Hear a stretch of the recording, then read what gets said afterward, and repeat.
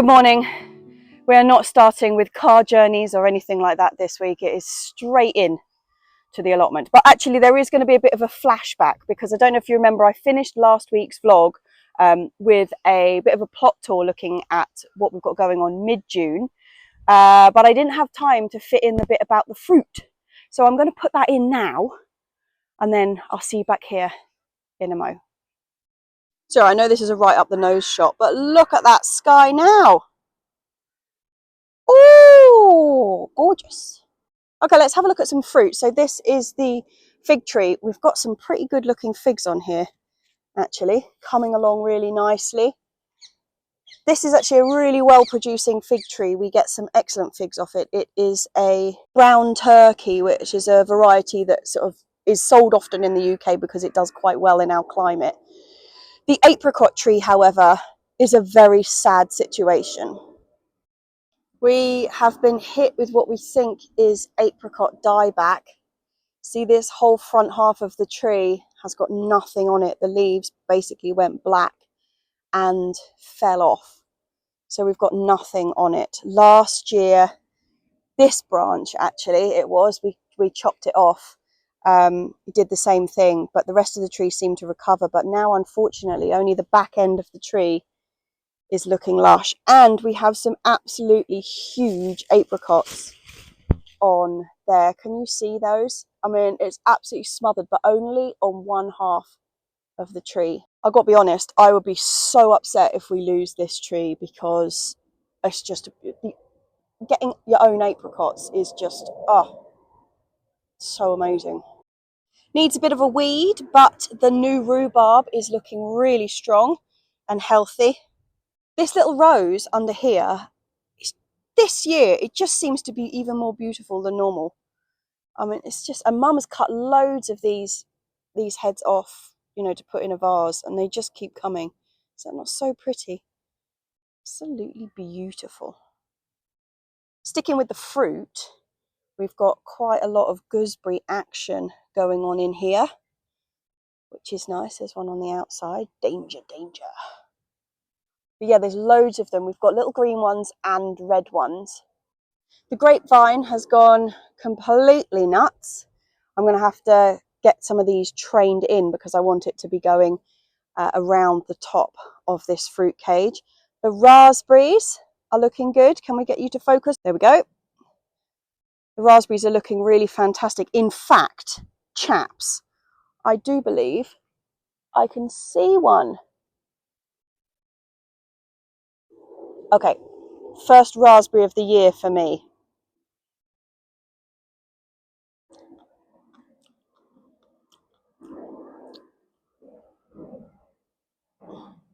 Before you think I've been absolutely heartless, Mum has already had one while we were away, so I haven't been just like, oh, a raspberry, I'll have it. She's already had one. But this is something that's very exciting in here. Do you remember the Loganberry that we planted? It is covered in fruit, and I'm about to taste my first Loganberry.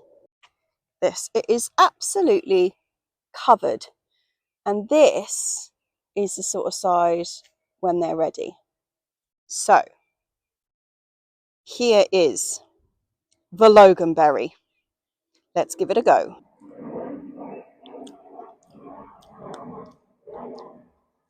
Oh, wow.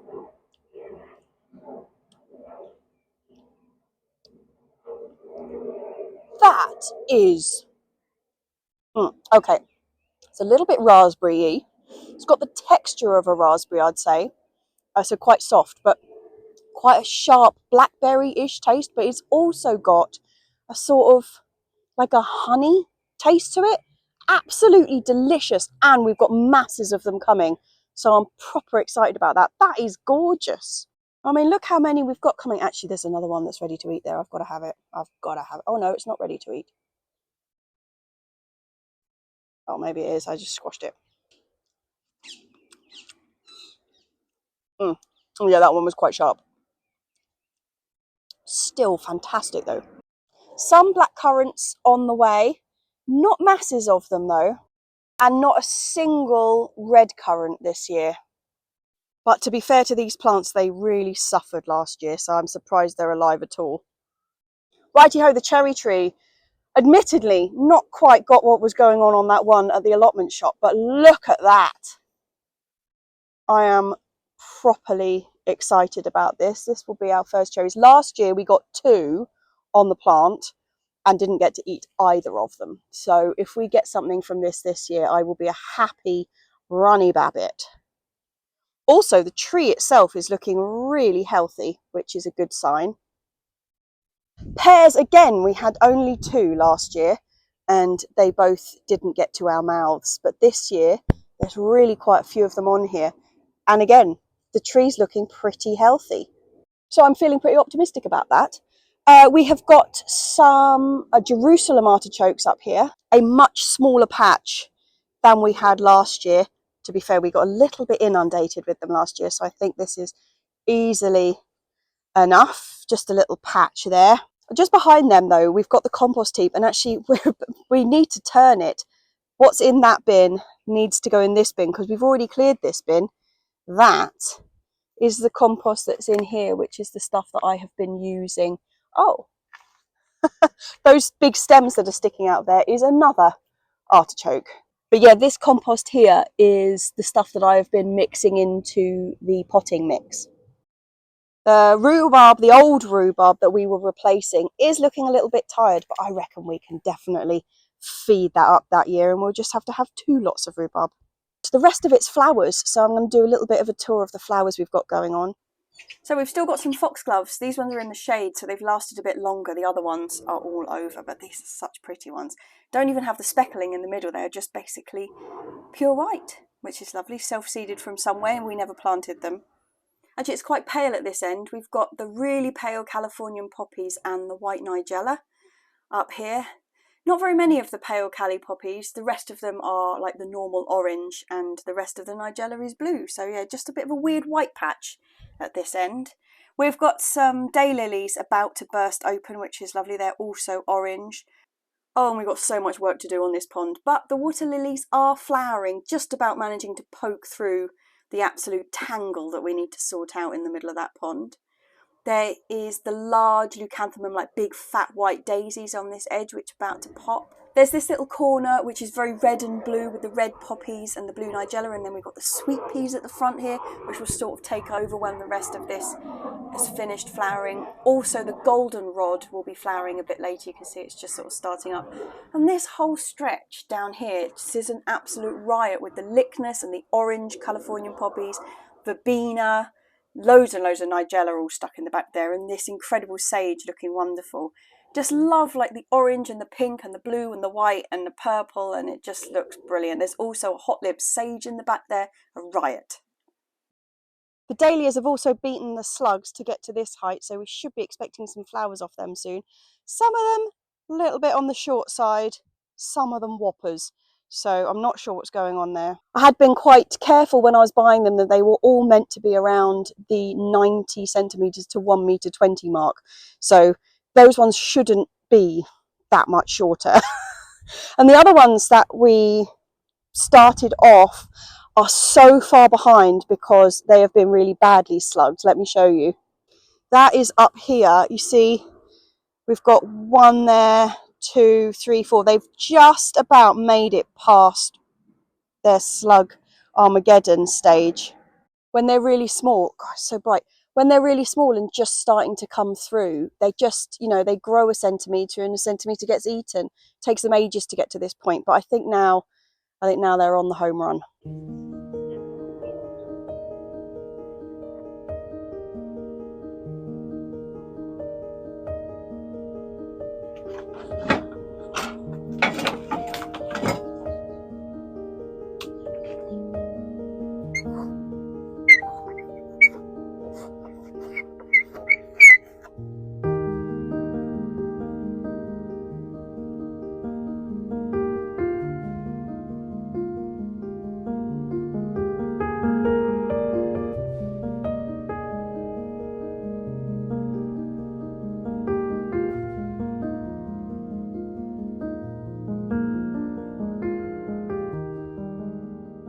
I think that's probably enough of a list to get going with.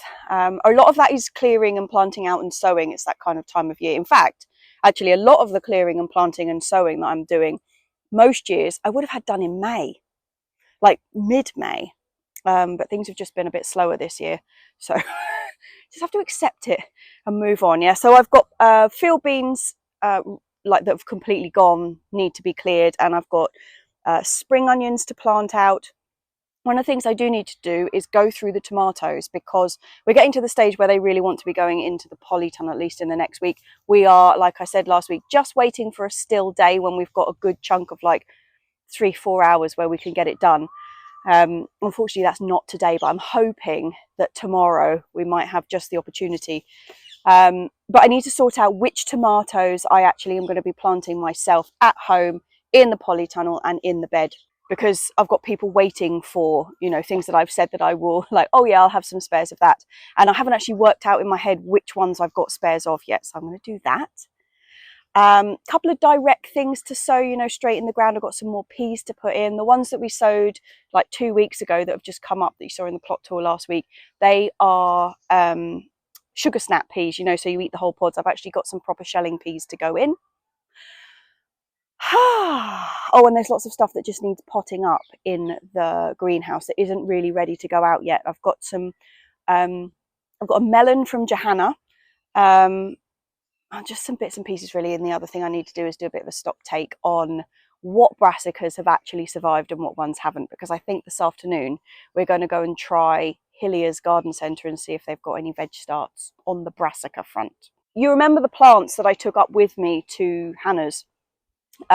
We had been to the Big Squires in Twickenham just beforehand to pick them up, and at the time they had quite a lot of veg stuff still there, but unfortunately yesterday Mum went back to check out what they've got and they have got nothing on that front. Loads of peppers and chilies and tomatoes, but nothing on the brassica front.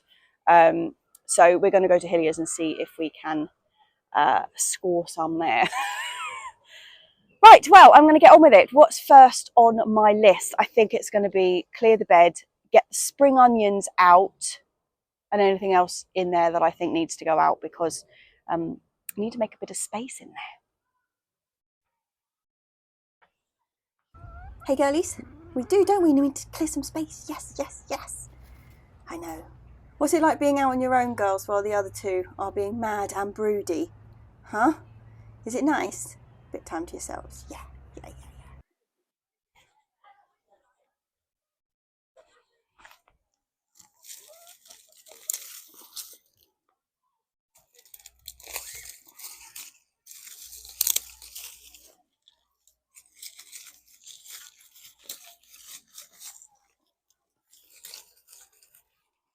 These crunchy withered sticks were once indeed field beans. We grow quite a lot of field beans over winter on this plot, and we use them as a green manure.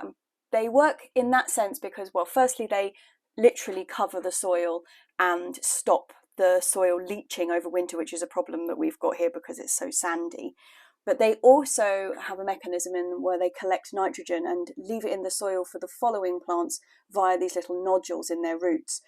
But you want to chop them down before they start flowering for that to be at its absolute peak effect. So you just chop them off at the surface and either lay the foliage on top and then mulch on top of that if you don't tend to dig, or you can dig the whole lot in if that's your sort of preferred way of doing things. These ones, however, we have let flower and we've let them go right the way through to the end, because early in the season they become an absolute hothouse for ladybirds breeding, which then really helps to manage early populations of black fly. But their usefulness has passed, they've done their job, and now I'm just whipping them out and I'm going to work in a little bit of this horse manure in the top of here, and it makes the bed all fresh and ready to go again.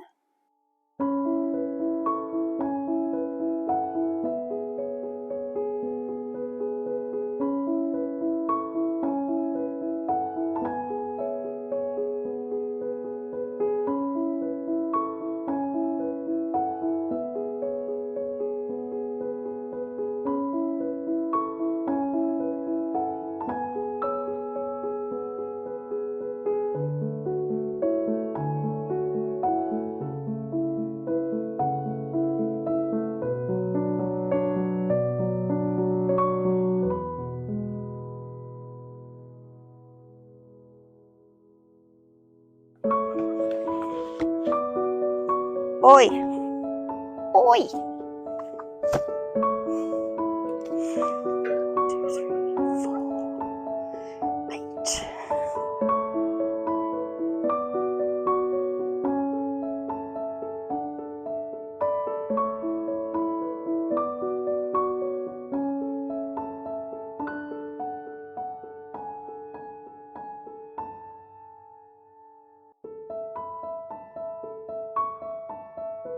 Right, let's get some peas in. These are Kelvedon Wonder, a proper classic, and they're going to go in just straight into this trench, which I've put a bit of that bloodfish and bone in. These are shelling peas, like proper pea peas.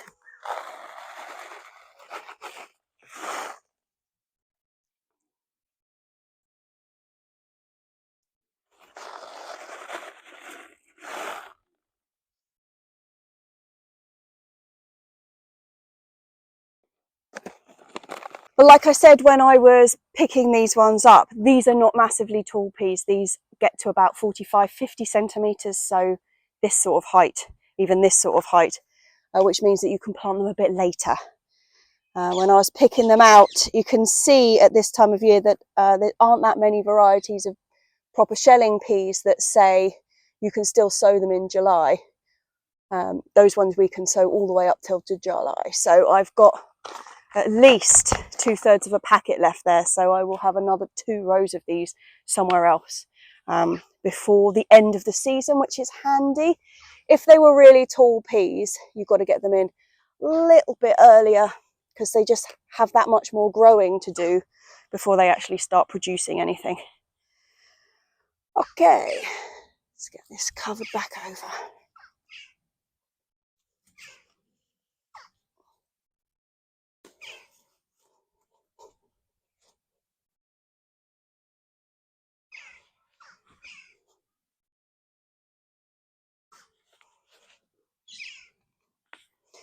I also have these spring onions to plant out in here. Shuffle, shuffle. So how many have I got? 8. 1, 2, 3, 4, 5, 6,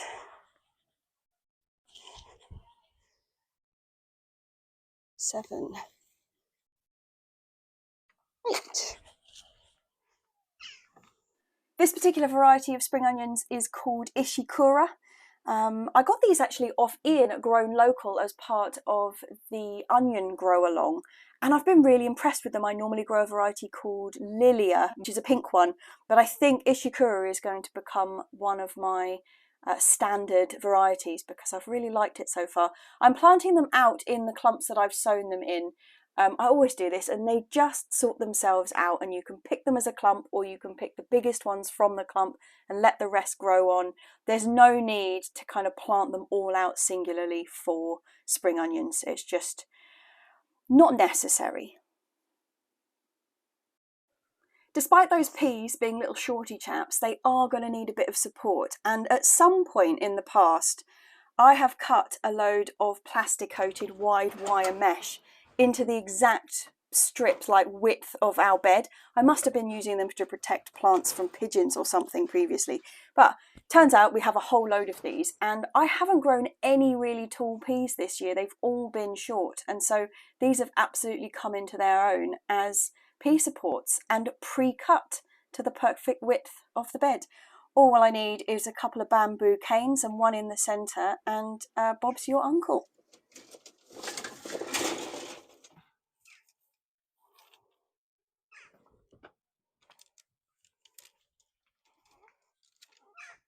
Actually, I've just realised I need to order some more of this mesh. I might see if I can find some. If I can find it, I'll put the link underneath because it's really useful. And I mean, we've had these little strips for years and years and years and years, and they haven't deteriorated in the slightest. But I need some wider stuff because I'm planning to grow the cucumbers up it this year at the very back of the greenhouse. You know how we've changed the layout? Previously, I only had to go up the little short sides, but now I want nice long wide bits for the end. Like I said, short peas, they don't need much to grow up. Okay, while I'm at it in this bed, seems it's all prepared and lovely, I'm going to sow some rocket. Both types again. I grow both types every time, mainly because I really like the wild one with the skinny leaves, and Mum really likes the wide leaf one, which is the more kind of like cultivated one. But yeah, so I'll grow both. I'm going to do them as a slightly wide, rather than a drill sowing, I'm going to use this again so that it's a wider thing and do kind of a wide scatter so that we get like a little hedge of them rather than a skinny line. They don't want to be too deep, so just a little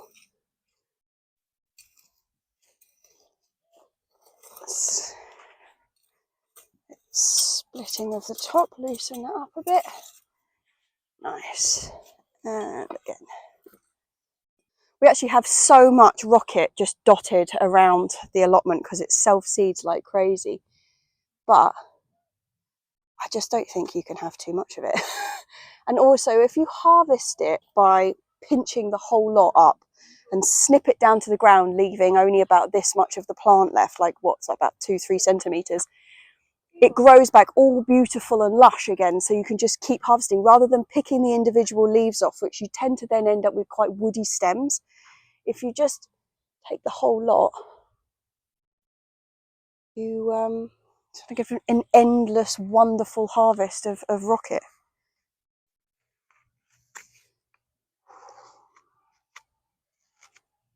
And I love rocket, particularly this one, which is the skinny, spiny leaf one. Yeah, I love rocket, and I really like it when you have the whole big, like if you've got a pizza or something and you pile a rocket on top of it like that, absolutely love it. But your own grown rocket has so much more flavour than the rocket that you buy in the shop. I don't know what the hell they do to it when they're growing it for supermarket, but it's got no flavour. So I got the faintest little bit of kind of pepperiness to it, whereas sometimes these, particularly if it's slightly older leaf, can really can make you sneeze. It's that strong. It's lovely. This is also interesting. The seed is quite different for these two. The skinny wild rocket's got incredibly fine seed, almost like dust, and the wide leaf one, it's got really quite chunky seed in comparison. I mean, it's not like a blooming broad bean, but it's, you know, bigger. It's not like dust. They're more like sesame seed sized. Okay, hopefully that will be 2 nice rows of rocket. I always push down the compost after I've sown directly into it because you want really good connection between the soil and the seed. Hang on, wide leaf.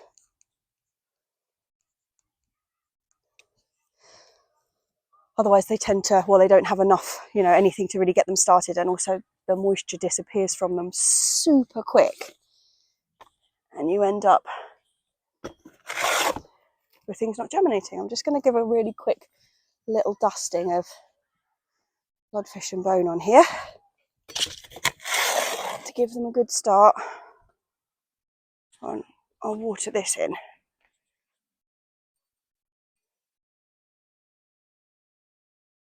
Lovely.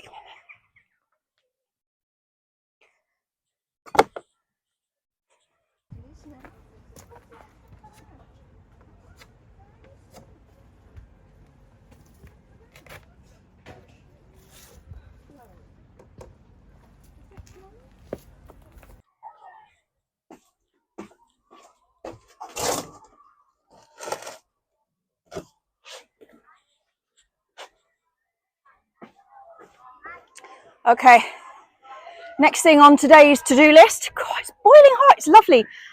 These are going out. So we've got, look at the height range there. So we've got 3 different types of beans here, and I have not intentionally planted them in height order. On this end, we've got the Bruno beans, which are a type of French bean, but we've got very, very long, very skinny beans, like more than a foot long. very excited about that. In the middle, I have the Asturian beans from Jinxie. So they are born and bred Bristol beans. They're going in. And then on this end, I've got some runner beans. So I've got 1, 2, 3 spots left on the arches, and I have 1, 2, 3 beans. Fab. It's really hot. It's wonderful.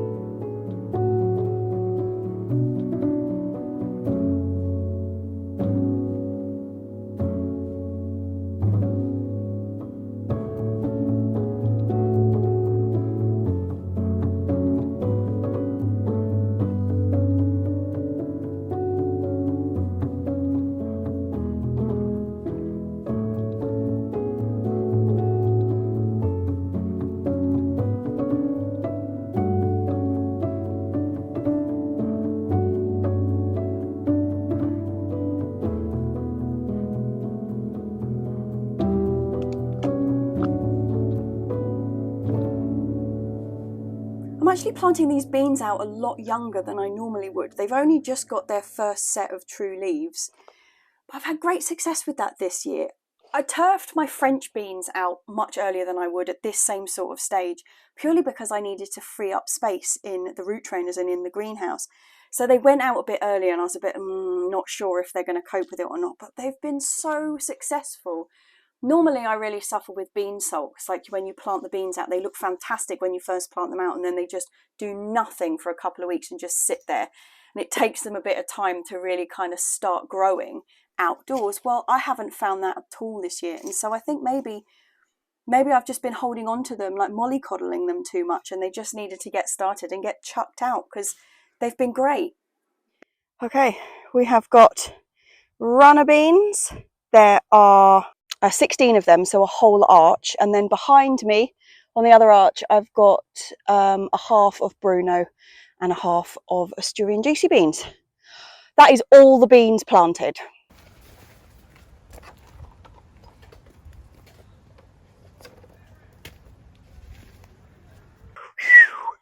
Hot. Oh dear. Oh dear, oh dear.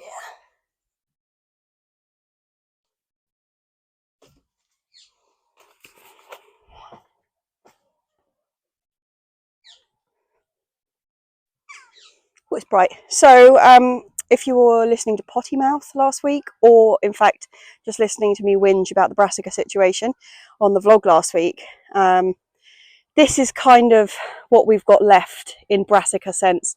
Obviously the pots look greener than they are because they got a lot of weeds in them, but if I pull the weeds out, that is the sort of thing that is left of our brassicas. That goes for Brussels sprouts, purple sprouting broccoli, kohlrabi, white sprouting broccoli, cabbages, all of that wonderful stuff we sowed at the beginning of the year basically all looks like this. And we're getting a bit roasting hot here actually at the moment, so I think what we're going to do is head off to Hilliers and see if there's a possibility of us picking some more up. What we really want is Cavallonero. Johanna gave us some Cavallonero. So the first lot of Cavallonero all got eaten off immediately, quicker than anything else.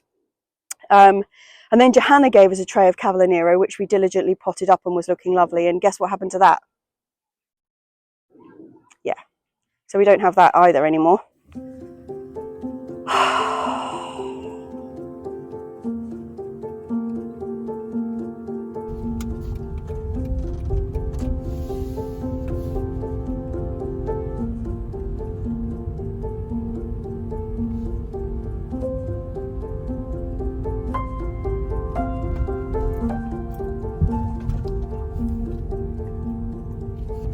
What do you think the chances are of a brassica being found? I think it's fairly slim, to be honest, but you know, fingers crossed.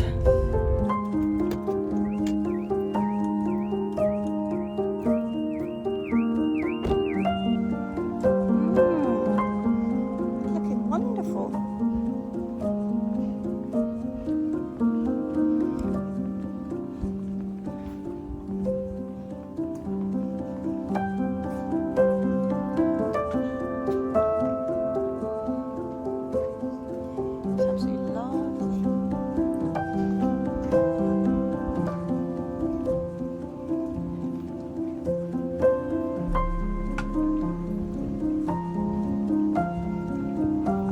Be in luck.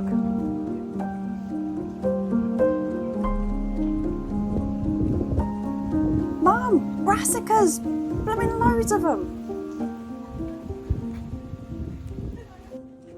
Wouldn't believe it. Look at that. Broccoli and Brussels sprouts. And they look healthy. And they look healthy. Also found the leaky hose. That is to go in the polytunnel, because the other one just got blocked up.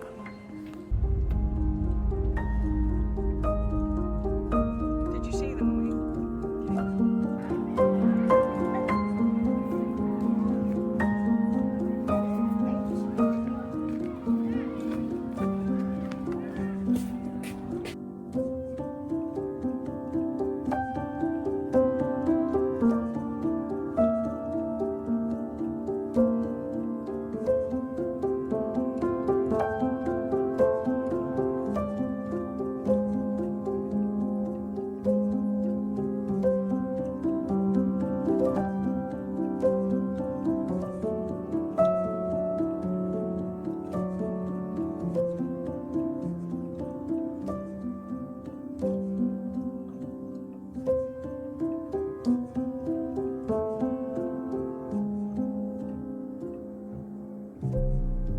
Good morning, good morning. My first task of today is to get this grapevine in check for two reasons. When it starts producing grapes, we need to be able to see them quite clearly, and it needs to be able to get light to it. But more importantly, the condition of me having a grapevine was I promised Mum that I wouldn't let it go completely wild.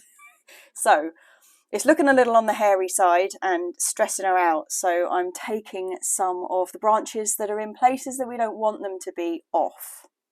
It's not a classic time to be pruning grapes, but when you're just taking off excess growth or doing it because your mum says grapevine's got out of hand, it's absolutely a great time to be pruning.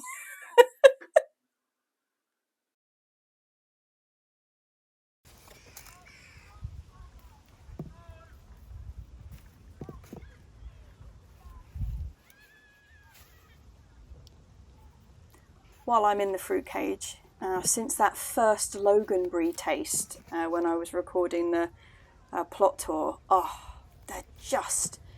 they're coming thick and fast. There's so many of them and they taste so good. I have actually looked up what a Loganberry is since that, and it is actually a direct hybrid between a raspberry and a blackberry, so it's not a great surprise that that's exactly what they tasted like. But they are absolutely delicious. And what's really interesting about them is, you know, when you pick a raspberry, you pull it off and you don't take the core with it.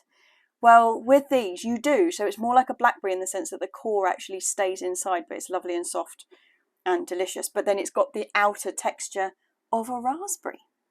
It definitely has a more syrupy flavour than the blackberry and the raspberry kind of separately. It's just, yeah, it's really lovely. I have, when I was looking up about it, it does say that it's like best used for cooking and for making sort of summer puddings and stuff, but I mean, they're beautiful. They're so big, the fruit. You see how the cores are actually still inside the fruit, but look at those. They are stunning. So there is, oh actually there's, what is there, 3? There's some raspberries ready, so I can do you a direct comparison, chaps, if you just hold your horses a moment.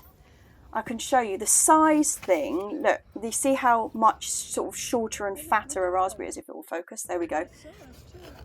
Compared to the Loganberry, you can see. Actually, the Loganberry looks really hairy compared to the raspberry, but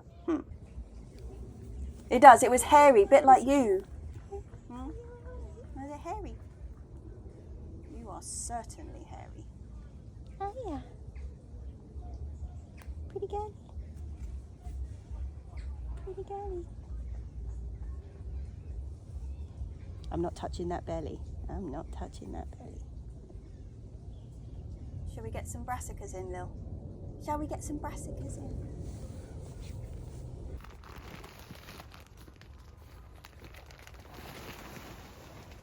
This cage is supposed to be our perennial brassica cage, so for things which are going to stay around a long time. However, I'm a bit short on perennial brassicas because I completely forgot to sow the tree cabbages, and I've only got one left of my 9-star broccoli, which is currently happily living its life in a different bed, and I need to take cuttings from it. So I think the perennial brassica collection is going to be a project for next spring. What I am going to use this bed for, though, is still brassicas, because we get a lot of pigeon activity with brassicas and they tend to strip them, so having the cage over will be very useful. And I'm going to put what we picked up at the garden centre yesterday in here, which was Brussels sprouts, tender stem broccoli, so like a sprouting broccoli, and a proper Calabrese broccoli. We couldn't find any Cavolo Nero, but I've managed to order some, which is coming at the very beginning of July, fingers crossed, so we shouldn't be completely without that. Mum was starting to feel a bit stressed about the potential lack of Cavolo Nero in her life. And I don't have any purple sprouting broccoli, but I'm genuinely considering trying a really late sowing of that, and we'll just see what happens. All 3 of these are going to turn into quite large plants, so I'm not going to jam them in here and try and use up all of these plants. I will have some left over, but I'm going to get 6 in of each. 3 across the bed. I've said before, our beds are 2.4 metres by 1.2 metres, and 3 large brassicas go quite well across the width of it, and it just works out. 6 of each should be fine in here. And once again, in an effort to stave off the horrors of clubroot, I'm putting lime powder in the bottom of each of these potting holes, which should help with that.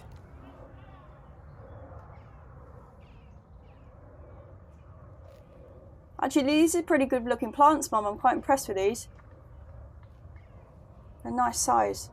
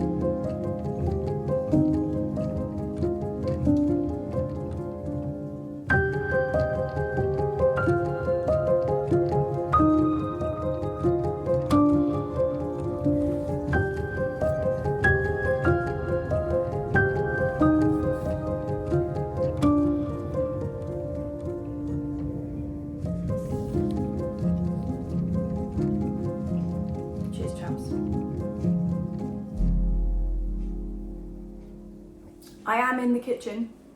No, there has been no progress whatsoever. Nothing.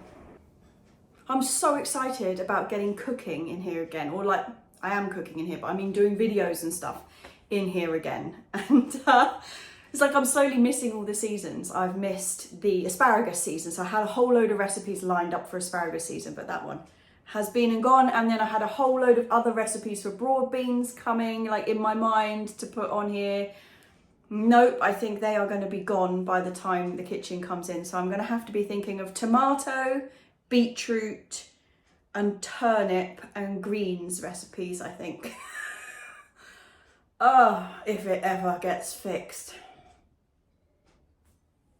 We're still decamped in the sitting room, so like with the washing machine and the dishwasher just stacked there, and not really using this room, because although we've got work surfaces back, like we could move the toaster and the kettle and all that kind of stuff back in here, but like we don't get much warning when the guys are actually going to show up and do the work. So if they say like, 10 o'clock at night, oh, we'll be there at 8 o'clock in the morning, then we've got a mad scramble to get everything back out again. So we're leaving it all in there. So we're still in like this weird half zone, and the blooming garden is complete chaos because it's got half the kitchen in it, and whinge. Whinge, sorry. Okay, let's get back to more allotment related things. So obviously the beginning half of this video was recorded last week and was part of last week's plot tour. And you've got to laugh, otherwise you'll cry. But when I was looking at it and we were talking about the cherries, do you know how many cherries are left on that tree? Not a one. Not a single one of those cherries are left on there. We never even saw them turn blush. Like there was that one that was slightly blush. Nothing. Absolutely nothing. What I want to know is how those ones at the allotment, in fact, I'm going to go back round there because we picked up some more compost this week, and those cherries are just like cartoon perfect. And I picked another one up off the floor that had been dropped, and they're so perfect and so sweet and so delicious.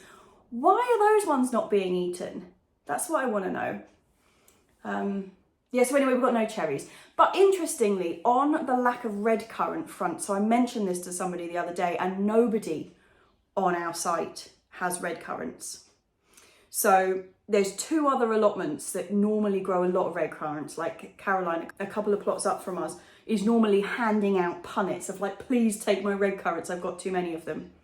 She's got like a handful ripening, that's it. Same with George, who's actually the same bloke who gave us the Loganberry. He's normally inundated with red currants, not a sausage. However, things like the gooseberries and like the Loganberries and stuff, fantastic on the berry front. So at least I know it's not just me. No red currants anywhere. Is this like nationwide, or is this just on my allotment site? Actually, I was laughing. When I was thinking about those red currants, I was thinking about the other things that we don't have any of this year. So the cherries are all gone. That's the first one. No red currants. No parsnips at all. So twice I sowed parsnips on screen. I think I sowed 3 other sets of parsnips and they're all gone.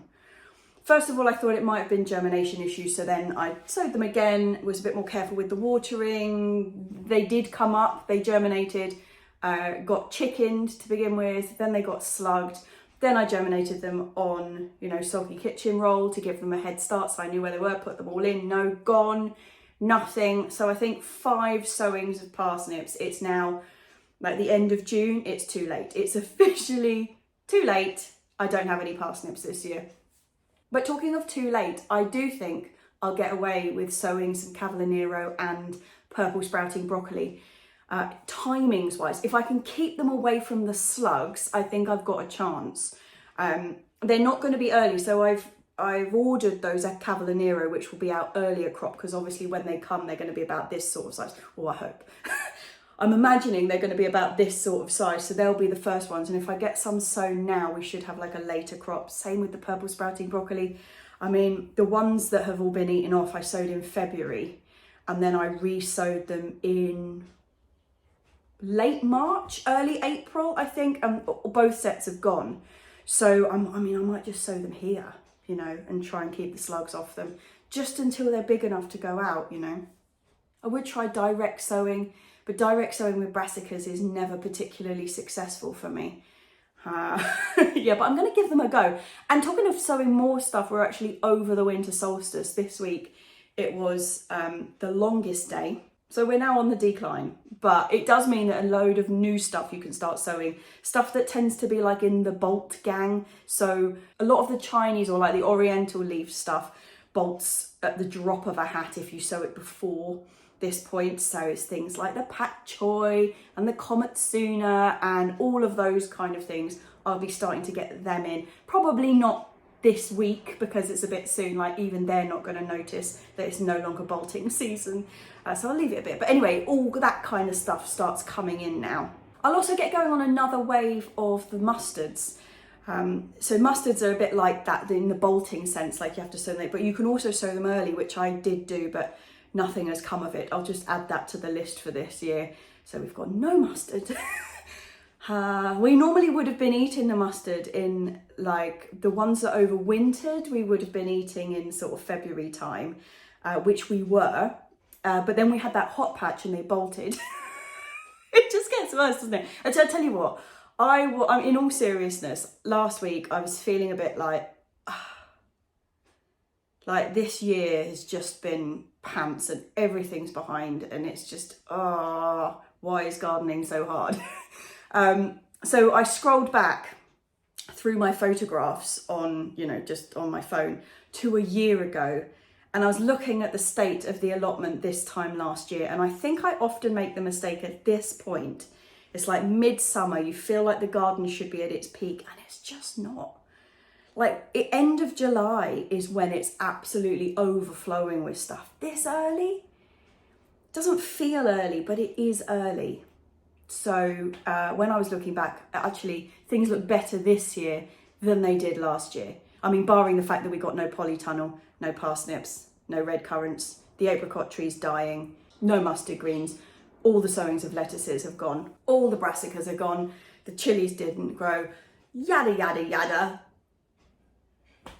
We are gluttons for punishment, but you know, we'll just go back and do it again next year. So I think I'm going to call this video a day and we will start again next week. Cheers, chaps. It is cheers to my patrons. As always, the people at the end of this video. If you're interested in having a looking at Patreon, it is always linked underneath. Oh, talking of links underneath, I'll put down the links there for the things like the root trainers and that plastic mesh that I'm growing the peas up and that kind of thing. I'm trying to get better at stuff that I talk about in the video. I actually put the link underneath for wherever I got it from or whatever. Because I always get like half of my messages after a video comes out is, where'd you get this? Where'd you get this? Where did you get this? And it's like, well, if I just was organised enough to put them all underneath, it would all be much easier, wouldn't it? But yeah, so sorry, I was saying cheers to my patrons, who are the people whose names you see always at the end of this video. This vlog continues because of their support. So huge cheers to them and cheers to everybody else. I hope you're having a marginally more successful growing year than I am so far. I mean, having said that, the beans are looking fantastic. The flowers this year seem to be just that little bit extra. There is an artichoke growing on my artichoke plant. There is one branch of magnificent apricots. We don't need to mention that the rest of the tree is dying. Yeah, cheers, chaps.